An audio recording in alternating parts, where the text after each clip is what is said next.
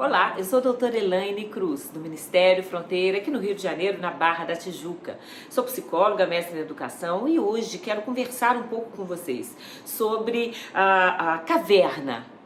Nós estamos vivendo uma época de coronavírus, na questão da pandemia, muita gente trancada em casa em quarentena, muita gente que não pode trabalhar, que está em casa até cumprindo determinações governamentais, tiveram que fechar os seus negócios, tiveram que deixar de ir para o trabalho, crianças estão sem aula, enfim. E nós estamos vivendo quase que aquele tempo em que as pessoas se escondiam em cavernas, em que as pessoas fugiam de serem perseguidas e tudo mais e se escondiam em cavernas. Muita gente se percebendo assim. Eu quero conversar então sobre tempos de caverna. É muito interessante que quando a gente fala sobre a caverna, do ponto de vista da psicologia, claro que toda regra tem as suas exceções, mas do ponto de vista da psicologia, a gente sempre diz que homens gostam mais de caverna do que mulheres. Não estou falando de expedições, de procurarem tesouros, nada disso. Muito mais no sentido psicológico mesmo, de muitas vezes o homem ter a necessidade de ficar um pouco mais calado, mais quieto, como se ele, mesmo dentro de casa, ele entrasse no seu cantinho e ficasse ali pensando, quieto. Pode ser até às vezes com o controle remoto na mão, pode ser assistindo uma partida de futebol, mas ele fica quieto.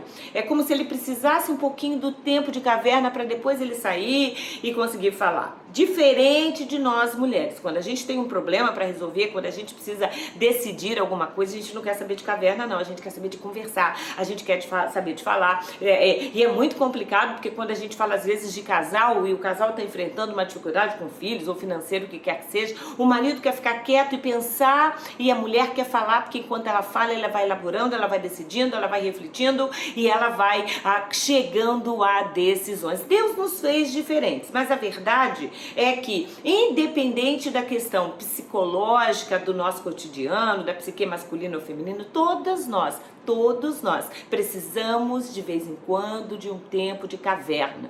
Todos nós eventualmente passamos por algumas situações na vida em que a gente se resguarda, a gente fica triste, a gente fica ferido, a gente fica magoado, a gente fica preocupado e aí a gente se resguarda um pouquinho, a gente fica mais quieto, a gente se esconde no esconderijo. A gente que tem Deus corre para Deus, fica ali no nosso quarto, portas fechadas, orando, clamando, pedindo a misericórdia de Deus. Tempos de caverna na nossa vida. Tempos de caverna, tempos em que a gente literalmente se fecha e fica junto com Deus. A Bíblia fala de alguns homens que passaram algum tempo em caverna. E dois são muito peculiares e a gente fala bastante sobre eles. Um é Elias e o outro é Davi. Elias e Davi. Eu quero começar com Davi. Davi é um homem que ficou muito tempo fugindo de Saul, que era o rei na época, e vamos nos lembrar que ele mata Golias.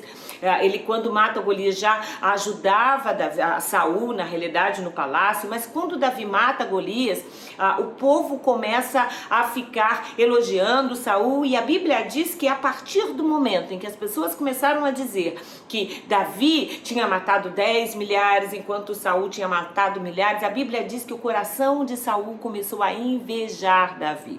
Davi se casa com a filha de Saul, Davi se torna amigo dos filhos de Saul, mas a verdade é que Saul começa a perseguir Davi, a tal ponto que Davi tem que abandonar, deixar a sua esposa, sair do palácio onde ele morava, e ele sai e foge de Saul por alguns anos, e durante muito tempo desses anos, ele passa o tempo dele em caverna. Alguns homens seguiram Davi, homens que também tinham sido perseguidos, pessoas que estavam desesperançadas, foram a Davi, são chamados os valentes de Davi, foram formados por Davi. Davi, nessa ocasião, já tinha ajudado Saul em muitas batalhas, era um homem que sabia guerrear, que sabia fazer guerras, mas a verdade é que ele passa muitos anos da sua vida fugindo de Saul, em cavernas, especialmente E a Bíblia fala muito sobre ela na caverna chamada de Caverna de Adulão. A verdade é que lá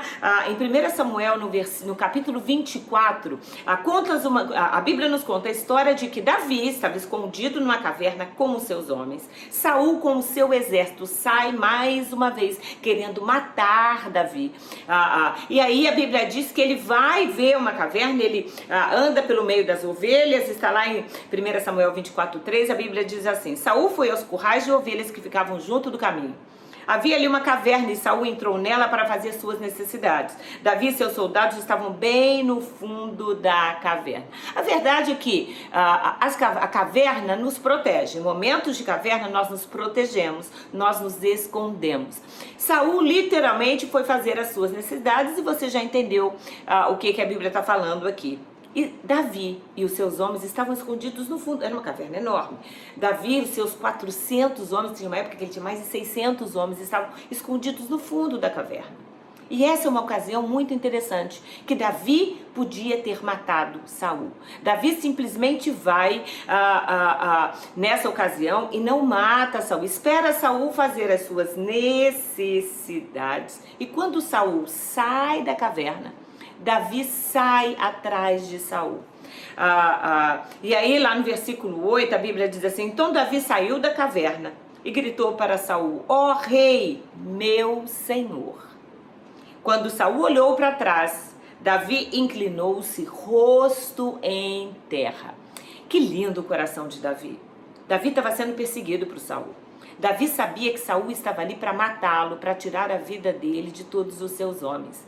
Mas Saul era o rei e Davi, mesmo sendo perseguido pelo rei, honrou Saul como rei, se inclinou, colocou o seu rosto em terra. Aqueles momentos em que a gente pensa: e agora? E agora? A caverna onde ele estava escondido agora já não lhe servia mais. Mas é muito interessante, porque isso mostra pra gente também como Davi amadureceu, como é que estava o coração de Davi já nessa ocasião. Davi continua, Saul fica surpreso quando encontra Davi, quando Davi vem até ele, e aí Davi diz assim para ele, como diz o antigo provérbio, está lá, 1 Samuel 24, a partir do versículo 13. Como diz o antigo provérbio, de pessoas perversas vêm atos perversos. Por isso, o rei pode estar certo de que eu jamais lhe farei mal. Davi estava dizendo para Saul: Saul, eu não sou igual a você. No meu coração, não é perverso. Então, não espere que eu faça alguma perversidade com você, tire a sua vida, maltrate você, porque literalmente Saul tinha estado nas mãos de Davi. Ele diz: olha, de pessoas perversas, vem atos perversos. É muito lindo porque isso nos ensina que mesmo quando nós somos perseguidos, feridos, maltratados, alguma coisa nos acontece, a nossa posição é: eu não vou ser perverso com quem é perverso comigo. Eu não vou ser fofoqueiro com quem é fofoqueiro contra mim. Eu não vou caluniar quem me calunia. Eu não vou pagar o mal com o mal. E exatamente foi isso que Davi fez. Davi diz: eu não sou perverso, não espere que eu vá cometer perversidade com você. Afinal de contas, Davi segue: a quem o rei de Israel procura capturar? A quem persegue? A um cão morto? A uma pulga? Davi literalmente exclama: Saul, você é rei, você é senhor sobre todas as coisas, eu estou aqui, olha, prostrado diante de você. Quem é que você persegue? A mim? Eu sou um cão morto, eu sou uma pulga, eu não sou nada, eu não sou nada. Que o Senhor julgue entre nós dois e mostre quem está certo. Que Ele seja o meu defensor e me livre das suas mãos. É muito lindo a gente ver a clareza, a sobriedade, o domínio próprio de Davi. A gente vê a maturidade de não era mais um rapaz, não, já era um homem que estava dizendo: eu não sou perverso, eu estou aqui diante de você. E que Deus julgue entre eu e você quem está certo, quem está correto, quem está no centro da vontade dele. E que ele me livre das suas mãos. E é muito lindo porque, mesmo escondido na caverna, mesmo com seus homens escondidos na caverna, parecendo que não tinha mais fim, Deus honra Davi. Deus honra Davi. E pela primeira vez, a impressão que a gente tem é que Saul consegue compreender quem era Davi. Quando Davi terminou de falar, diz a Bíblia, Saul respondeu: é você mesmo, meu filho Davi? Interessante, aqui o coração de Saul já tinha mudado. Saul, que a Bíblia diz que respirava violência contra Davi, agora ele diz: meu filho Davi, é você mesmo? Aí a Bíblia diz, então, ele começou a chorar. Sabe, há alguns momentos em que Deus vai lá e constrange os nossos inimigos. Há alguns momentos em que Deus vai lá e dá um sacode, mostra o seguinte: olha, aquela pessoa é fiel, não faça isso. Foi o que Deus fez com Saul. E disse a Davi, Saul disse para Davi: você é mais justo do que eu, pois me pagou o mal com o bem. Sim, você foi extremamente bondoso comigo, pois o Senhor me entregou em suas mãos, mas você não me matou. Quem mais deixaria seu inimigo escapar quando tinha nas suas mãos? Saul ali entendeu: Davi, eu não tenho o seu coração. Saul ali compreendeu, tanto que ele diz logo depois: vejo que certamente você vai ser rei em Israel, o seu coração é limpo.